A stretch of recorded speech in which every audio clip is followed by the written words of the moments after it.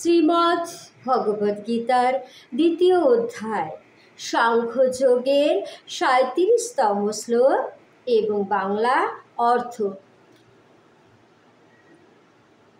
হত বা পাপসসি স্বর্গং জিত্তা বা ভোক্ষ্যসে মহিম তস্মাদুত্তিষ্ঠ কৌন্তেয় যুদ্ধায় কৃতনিশ্চয়।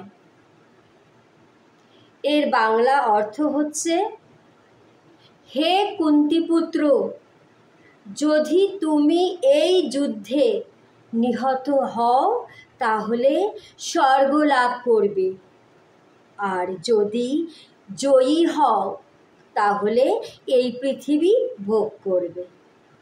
অতএব যুদ্ধের জন্য দৃঢ় সংকল্প হয়ে তুমি উত্থিত হও।